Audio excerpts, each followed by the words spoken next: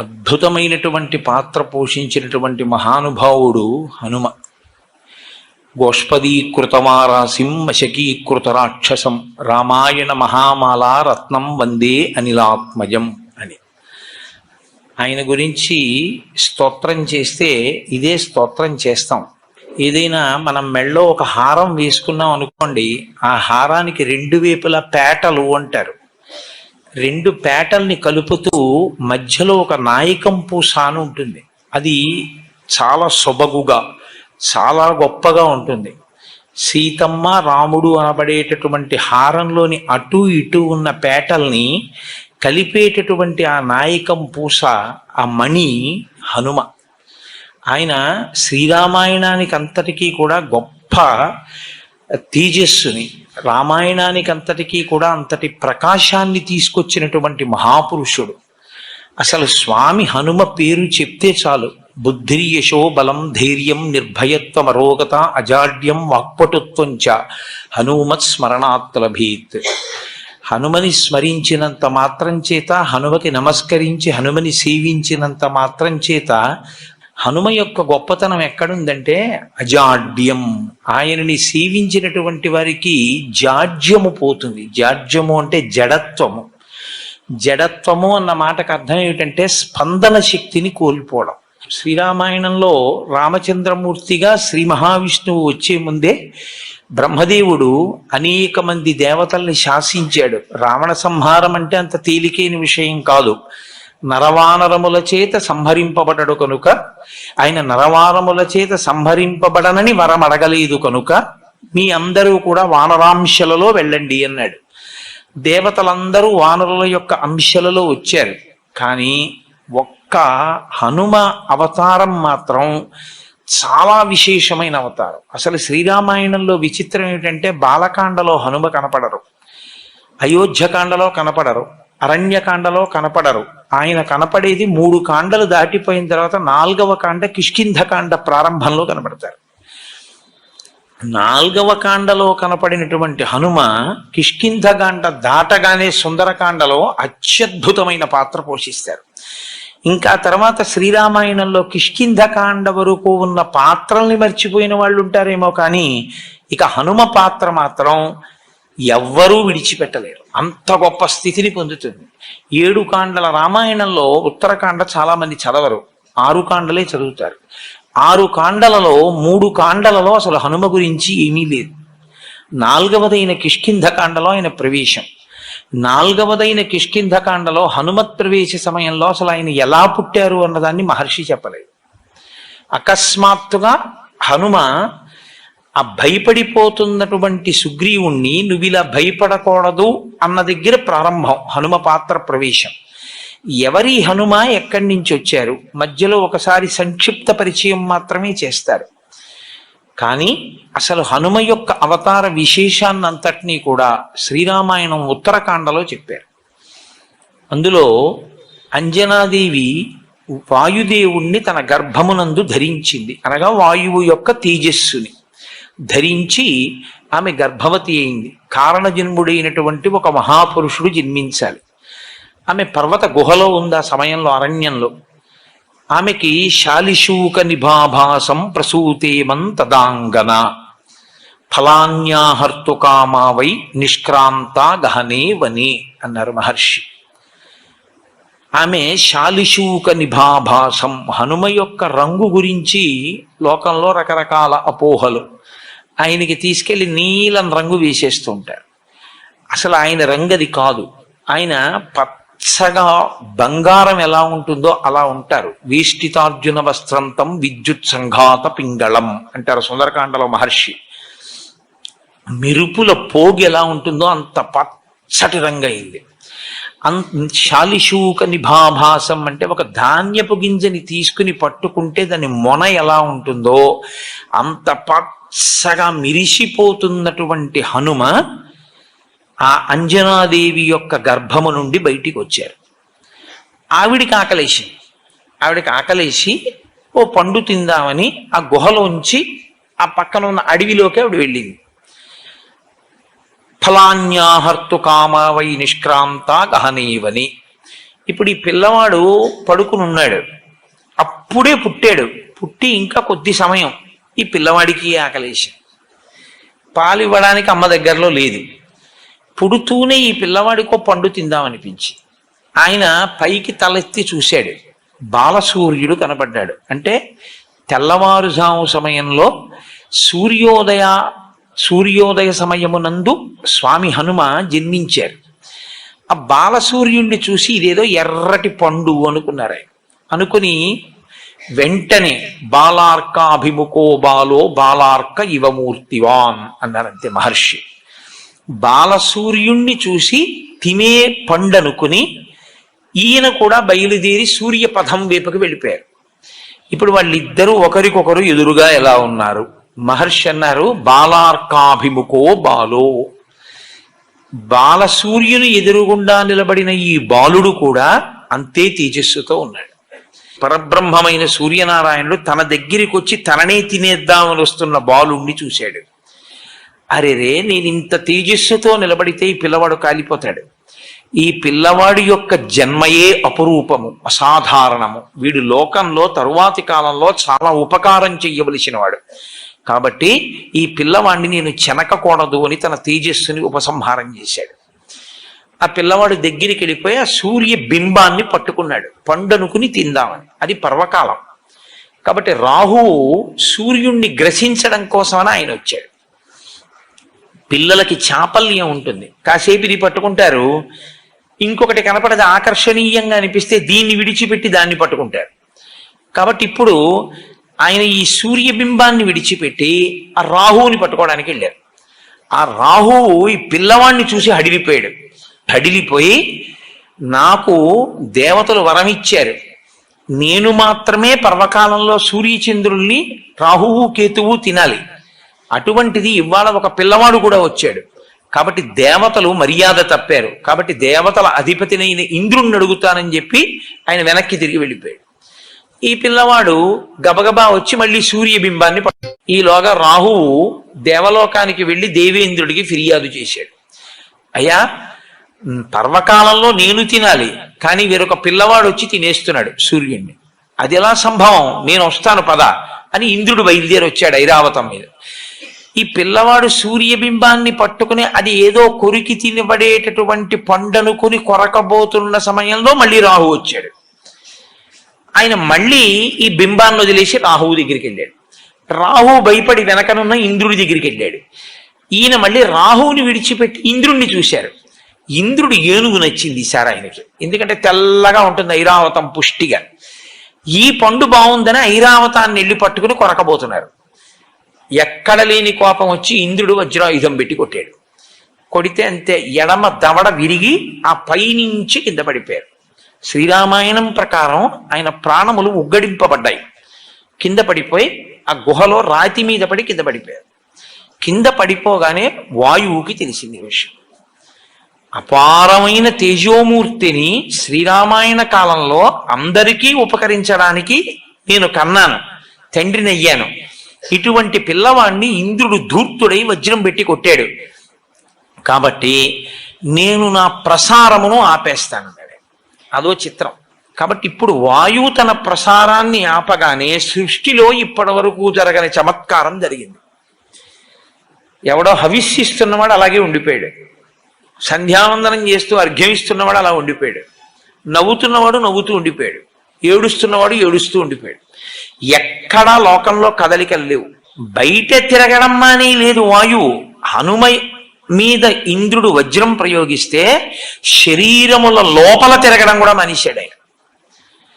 ఇప్పుడు అలా ఉండిపోతే దేవతలు బాధపడ్డారు.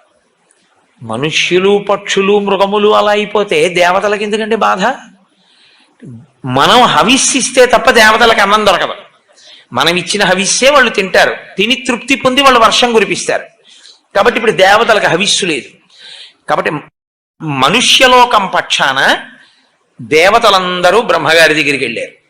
వెళ్ళి, అయ్యా, వాయువు తన యొక్క ప్రసారమును నిలిపివేశాడు, లోకమంతా కాష్టభూతమైంది. ఒక్కసారి మీ సృష్టి వంక చూడండి, ఏది కదలటల్లా. చెట్టు, చిగురుటాకు, పక్షి, జంతువు, నీరు, చాప అన్నీ అలా అయిపోయాయి. ఎలా అంటే బ్రహ్మగారు అన్నారు, వాయు ప్రాణ సుఖం వాయు, వాయు సర్వమిదం జగత్, వాయునాసం పరిత్యక్తం నా సుఖం విద్దతే జగత్. ఎంత గొప్ప మాట అన్నారండి బ్రహ్మగారు రామాయణంలో. వాయు ప్రాణ, వాయువే ప్రాణము అన్నాడు. వాయువుని రమ్మని నేను పిలవాలి, కోపించి ఉన్నాడు. నేను రాను అని కూడా ఓ మాట అనేస్తే చాలా పెద్ద ప్రళయమే వస్తుంది. కాబట్టి నేనే వస్తానన్నారు బ్రహ్మగారు. తిన్నగా వెళ్ళి ఆ పిల్లవాడిని ఇలా ముట్టుకున్నారు. బ్రహ్మగారు ఇలా ముట్టుకోవడం ఏమిటి? అది సృష్టి శక్తి. బ్రహ్మగారంటే ఆయన ముట్టుకుంటే సృష్టి జరుగుతుంది. కాబట్టి ఆ పిల్లవాడిని ఇలా ముట్టుకోగానే ఆ పిల్లవాడు మళ్ళీ లేచాడు. లేవగానే ఇంద్రుడి వంక చూసి ఆయన అన్నారు, నేను ఇవాళ ఈ పిల్లవాడి వలన దేవతలకు లోకములకు పెద్ద ఉపకారం ఒకటి జరగవలసి ఉంది, అందుకుని మళ్ళీ బ్రతికించాను.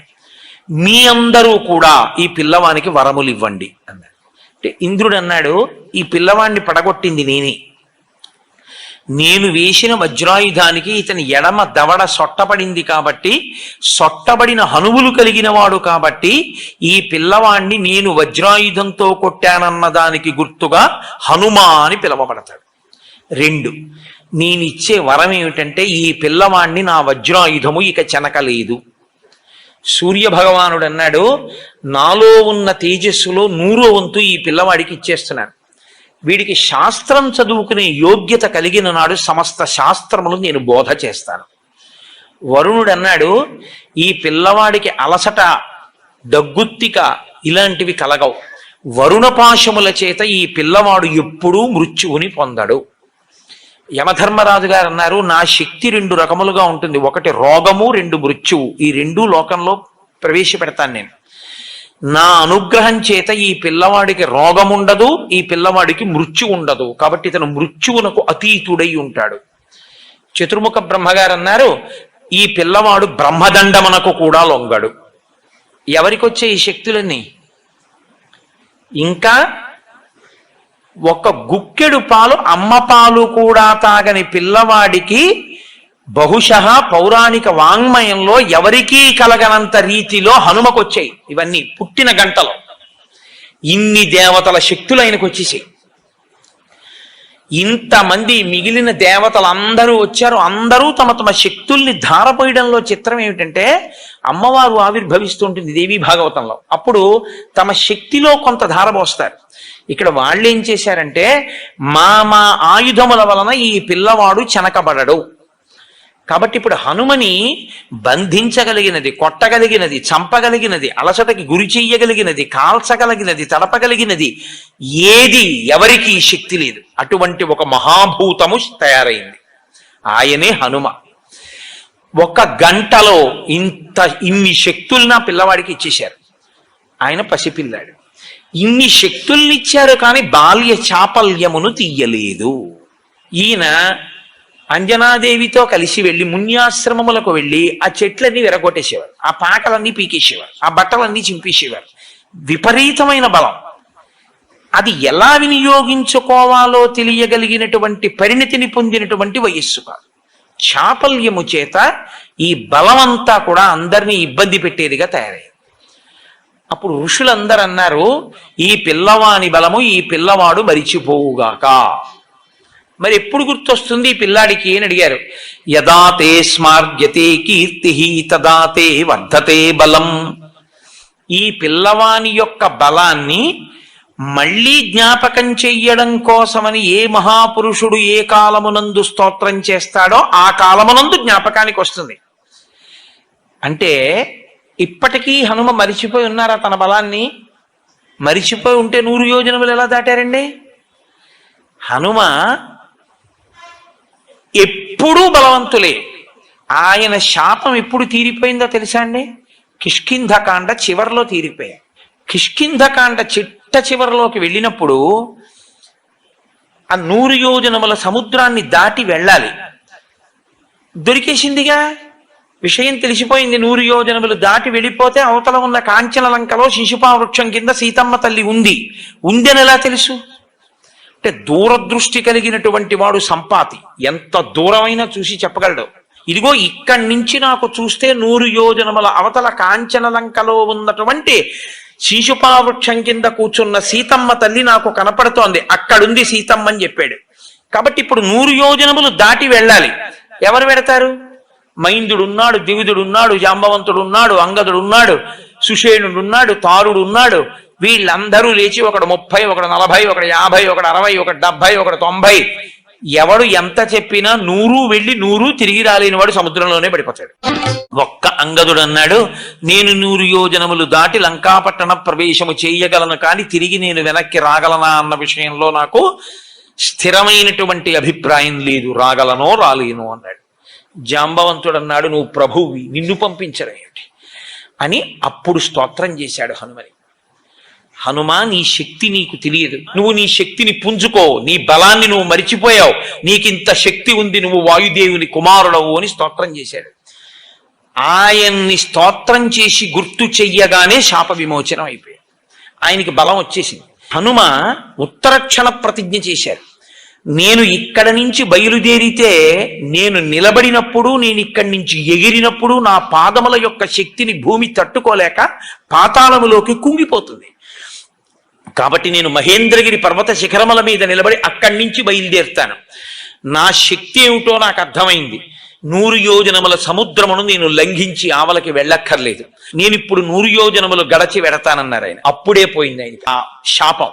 హనుమ గురించి ఒక మాట చెప్తారు కిష్కింధకాండ చిట్ట చివరి శ్లోకంలో, సవేగవాన్ వేగ సమాహితాత్మా హరిప్రవీర పరవీరహంత మనస్సమాధాయ మహానుభావో జగామలంకాం మనసా మనస్వి. ఇది చివరి శ్లోకం కిష్కింధకాండకి. మహర్షి అన్నారు, శరీరంతో వెళ్ళాలి సముద్రం దాటి, మనసుతో వెళ్ళిపోయారు హనుమన్నారు. అది ఆయన మనోజవం, ఆయనకేం భయం లేదు. హనుమ అంటే హనుమే. అందుకే రామాయణంలో మీరు జాగ్రత్తగా పరిశీలిస్తే హనుమ ఎక్కడ ఉంటారో అక్కడ ప్రాణములు నిలబడతాయి. మీరు చూడండి, ఆయన మొట్టమొదట కిష్కింధకాండలో కనపడ్డప్పుడు సుగ్రీవుడు హడిలిపోయి పారిపోతున్నాడు. ఆపారు ఆయన. ఎందుకు అలా పారిపోతున్నావు అని అడిగారు. లఘుచిత్తతమాత్మానం నస్థాపయసి యోమతః అన్నారు ఆప్ చేసి.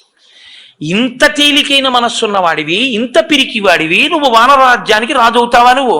అహో శాఖా మృగత్వంతే అన్నారు. అది మంత్రి అంటే. ఎప్పుడు ఎలా మాట్లాడాలో అలా మాట్లాడారు. కొమ్మల మీద తిరిగే కోతి ఏమిట్రా ఈ పరుగో అని అడిగారు. ప్రభువు అని దయ చూపించలేదు. ఏమిటా పరిగెత్తడం ఏమిటి? ఎందుకు పరిగెడుతున్నావు ఋష్యమూకం మీద? వాలి రాడుగా ఇక్కడికే, దేనికి నీకు భయం? 2 నరులు వస్తున్నారు, చూడు ఎలా ఉన్నారు. రామలక్ష్మణులు వెళ్ళిపోతున్నారు అక్కడ పంపా తీరంలో. వాలి పంపి ఉంటాడు నన్ను చంపడానికి, వాళ్ళిద్దరిని చూస్తే భయం ఇట్లా, అందుకే పారిపోతున్నానన్నారు. చూస్తే పారిపోవడమే, వాళ్ళెవరో ఏమిటో నేను కనుక్కొస్తాను, అలా ఉండు.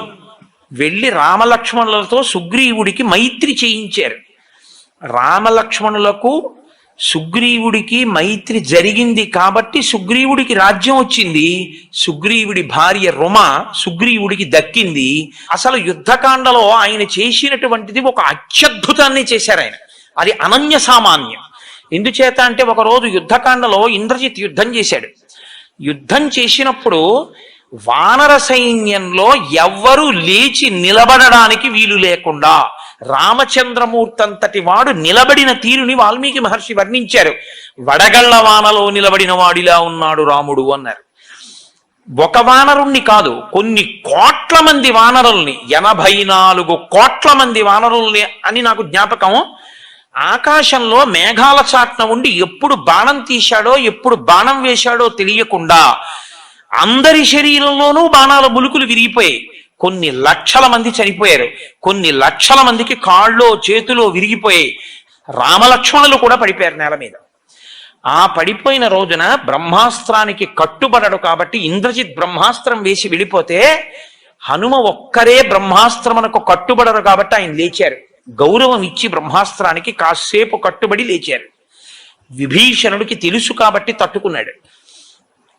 ఇక మిగిలినటువంటి వీళ్ళిద్దరూ 2 కాగడాలు పట్టుకుని అసలు బతికున్నారా ముఖ్యమైన వీరులు చూద్దామని వెడుతున్నారు. పెద్దవాడు అని జాంబవంతుడి దగ్గరికి వెళ్ళారు. కనురెప్ప పైకెత్తడానికి లేదు జాంబవంతుడికి, అలా కొట్టేశాడు ఇంద్రజిత్తు. పడిపోయి ఉన్నాడు ఆయన పెద్దవాడు. కాగడాలు పట్టుకుని వెళ్ళి విభీషణుడు అన్నాడు, తాతా కుశలమా అని అడిగాడు. అంటే జాంబవంతుడు అన్నాడు, హనుమ కుశలమా అని అడిగాడు. అడిగితే విభీషణుడు అన్నాడు, తాత రామలక్ష్మణులు కుశలమా అని అడగవలసింది, నువ్వు అలా అడగలేదు.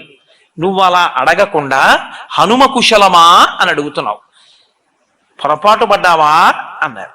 అంటే జాంబవంతుడు అన్నాడు, నేను పొరపాటు పడి అడగలేదు, పూర్తి స్వస్థతతో ఈ మాట చెప్తున్నాను నేను. ఎందుకో తెలుసా? ఆ హనుమ ప్రాణాలతో కాని ఉన్నారా, మనందరం ఉన్నట్లే. హనుమజ్జుజ్జిత ప్రాణే జీవంతోపి వయం హతాహ. ఆ హనుమ కాని మరణించారా, మనందరం బతికున్నా చచ్చిపోయినట్టు. ఒకవేళ మనందరం చచ్చిపోయిన హనుమ ఒక్కరు బతికుంటే మనందరం బతికినట్టే, బతికించేస్తారే. అందుకు అడిగాను, ఉన్నాడా క్షేమంగా. ఇంకొకడైతే ఈ కితాబు విన్నందుకు, చూశావా నా సంగతి అంటాడు విభీషణుణ్ణి. హనుమ వంగి జాంబవంతుడి పాదములు పట్టుకుని, తాత హనుమ నీకు నమస్కరించుచున్నాడు అన్నారు. అంటే ఆయన అన్నారు, నాయన వేళ లేదు, ఈ రాత్రి లోపల బతకాలి సైన్యం. ఉత్తర క్షణంలో ఎక్కడున్నారు వాళ్ళు? దక్షిణ సముద్రానికి ఆవల కాంచనలంకలో ఉన్నారు. ఈ రాత్రికి రాత్రే నువ్వు ఇక్కడి నుంచి ఎగిరిపోయి ఉత్తర దిక్కున కైలాసము వృషభము అన్న 2 పర్వతముల మధ్యలోకి వెళ్ళాలి. అక్కడ ఒక ఓషధీ పర్వతం ఉంది, అందులో 4 ఓషధులు ఉన్నాయి. నువ్వు వెంటనే వెళ్ళి ఆ 4 ఓషధులు పట్టుకొచ్చేయాలి 10 నిమిషాల్లో. వాల్మీకి రామాయణంలో మహర్షి ఏమన్నారో తెలుసా అండి? రావణాసురుడి మేడ కూడా కదిలిపోయింది ఆయన వేగానికి. ఇలా కన్ను మూసి కన్ను తెరిచేటప్పటికి మెరుపు మెరిసినట్టు వెళ్ళిపోయారంటే అది ఆయన మారుతతుల్య వేగం. అంటే కైలాసము వృషభము మధ్యలోకి వెడితే ఓషధులు అనుకున్నాయి, ఈయన మనని తీసుకెళ్ళిపోవడానికి వస్తున్నాడు, ఈయనకి కనపడకుండా దాక్కుందామని తేజస్సుని అవి ఉపసంహారం చేస్తే రామకార్యం మీద వచ్చిన నాకు ఉపయోగపడకుండా దాక్కుంటారా? మీరెక్కడున్నా మా వైద్యుడున్నాడు సుషేణుడు, ఆయన కనిపెడతాడు అని పర్వతాన్ని పెకలించి తీసుకొచ్చేశారు లంకాపట్టణానికి. తీసుకొచ్చి అక్కడ ఆ పర్వతాన్ని దింపితే ఈ 4 ఓషధుల యొక్క శక్తికి ఈ 4 ఓషధులు ఎవరి కొరకు తేబడ్డాయో వాళ్ళు బతుకుతారు, అందుకని రాక్షసులు బతకలేదు. అది హనుమ యొక్క శక్తి అంటే.